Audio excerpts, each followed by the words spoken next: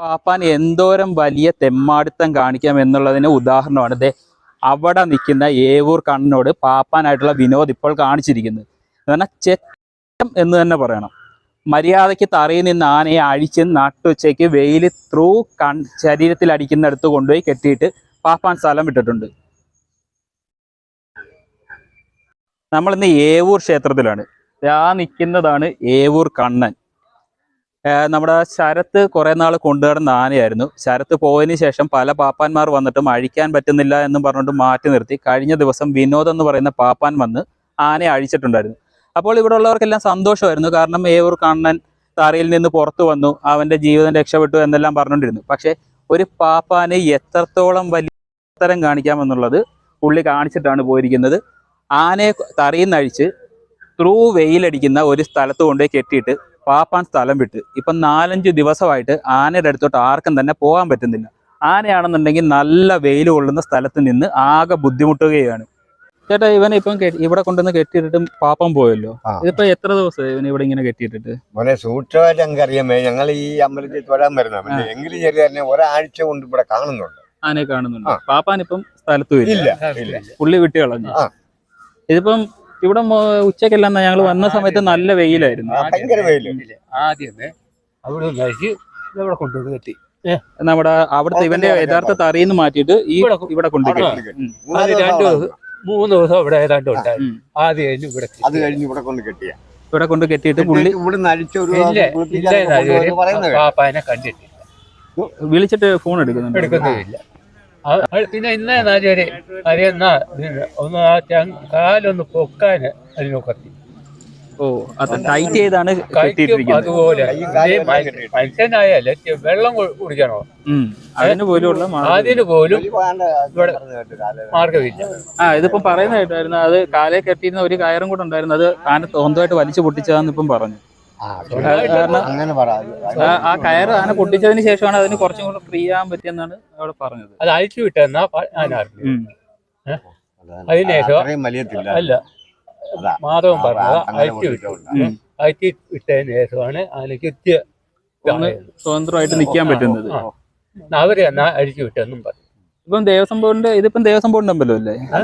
അപ്പം ഫോറസ്റ്റുകാരെ അവര് അറിയിച്ചിട്ട് അവര് വന്ന് നോക്കിയായിരുന്നു. ഫോറസ്റ്റുകാരെ അറിയിപ്പിച്ചോ ഇല്ലയോ എന്ന് അറിയത്തില്ല. ഇല്ല, അവന് സ്വസ്ഥമായിട്ട് അവിടെ നിൽക്കുമായിരുന്നു. ഞങ്ങള് കഴിഞ്ഞ ദിവസം വന്നപ്പോഴെല്ലാം അപ്പുറത്ത് തറയിൽ തന്നെ ഉണ്ടായിരുന്നു. അന്ന് കാര്യം ഒരു മനുഷ്യനാണെങ്കിൽ നാക്കെടുത്ത് പറയാം, ഇതിനത് പറയാനൊക്കൂ. ഇങ്ങനെയുള്ള ജീവി ഇങ്ങനെയുള്ളവന്മാരെ കൊണ്ട് ചെയ്യിക്കരുത്. മെയിനായിട്ട് ഇവിടുത്തെ അമ്പലത്തിലെ ജീവനക്കാരും ആണ് ഇതിനെല്ലാം. അല്ലെങ്കിൽ ജീവനക്കാർക്ക് ഉത്തരവാദിത്തം ഉണ്ടെങ്കിൽ ഇതേ രീതി നടക്കത്തില്ല. കഴിഞ്ഞ സീസണിൽ കൊല്ലം ശരത്തായിരുന്നു ഇവനെ കൊണ്ടു നടന്നത്. ഏതാണ്ട് 138 പ്രോഗ്രാമാണ് ശരത്ത് ഇവിടെ എടുത്തത്. കഴിഞ്ഞ പ്രാവശ്യം ഏവൂര് അമ്പലത്തിലെ ഉത്സവം ഉൾപ്പെടെ ഏവൂർ കണ്ണൻ എടുത്തിട്ടുണ്ടായിരുന്നു. നമ്മൾ അതിന്റെ വീഡിയോ ഇട്ടിട്ടുണ്ടായിരുന്നു.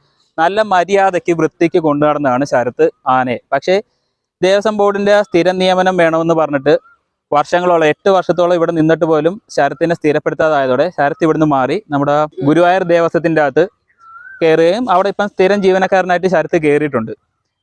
റാങ്ക് ലിസ്റ്റിൽ തന്നെ 1ാമതെത്തിയ ഒരാളാണ് ശരത്ത്. ശരത്തിനെ പോലുള്ള കഴിവുള്ള ഒരു പാപ്പാൻ കൊണ്ടു നടന്ന ഒരു ആന അന്ന് നല്ല ആരോഗ്യത്തോടെ നിന്നിട്ട് ഇപ്പോൾ ഈ അവസ്ഥയിൽ നിൽക്കുമ്പോഴത്തേക്കും നാട്ടുകാരുൾപ്പെടെ അതിരൂക്ഷമായ വിമർശനമാണ് ദേവസ്വം ബോർഡിനോടാണെന്നുണ്ടെങ്കിൽ തന്നെയും ഇവനെ ഇട്ടിട്ട് പോയ പാപ്പാനോടാണെങ്കിൽ തന്നെ ഉള്ളത്.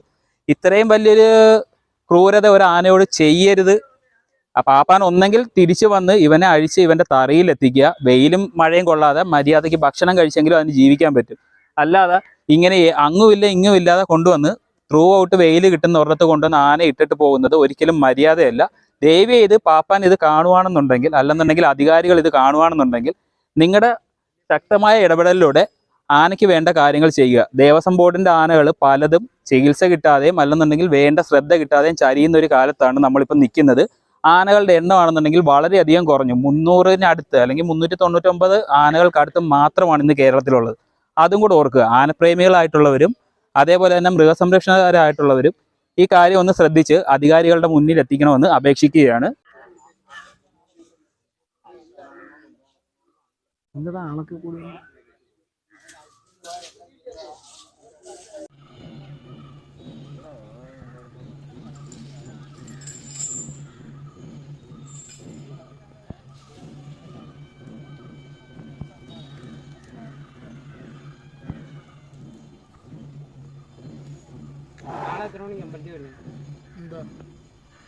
എന്തോ സർക്കസ് കാണിക്കാൻ നിൽക്കുന്ന ആന. ഇന്നുണ്ടായിരുന്നല്ലോ, നീ ഉണ്ടായിരുന്നല്ലോ.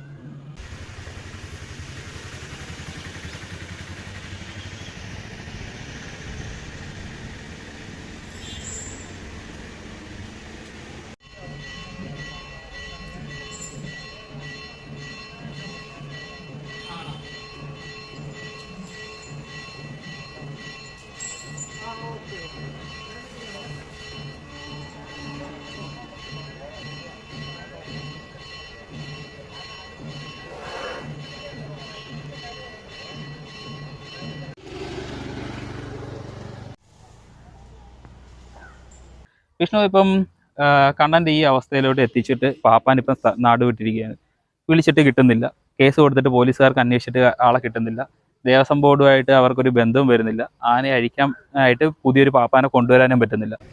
നമ്മുടെ ഏവൂർ കണ്ണൻ്റെ കാര്യത്തിൽ പാപ്പാന്മാരെ ഇവിടുന്ന് ഇട്ടിട്ട് പോകുമ്പോഴാണെന്നുണ്ടെങ്കിൽ അല്ലെങ്കിൽ ശരത്തിനെ ബോർഡ് സ്ഥിരപ്പെടുത്താതെ ശരത്ത് ഇവിടുന്ന് നിർത്തിപ്പോകേണ്ട സാഹചര്യത്തിലും വിഷ്ണുവും ഇവിടുത്തെ ആനപ്രേമികളും ചേർന്നിട്ടായിരുന്നു പാപ്പാനെ സ്ഥിരപ്പെടുത്തണമെന്നും അതേപോലെ തന്നെ കണ്ണൻ്റെ സുരക്ഷയ്ക്ക് ആവശ്യമായിട്ടുള്ള കാര്യങ്ങൾ ചെയ്യണമെന്നും ആവശ്യപ്പെട്ടുകൊണ്ട് ബോർഡിലും അതേപോലെ നിയമ നടപടികളും എല്ലാം സ്വീകരിച്ചത്.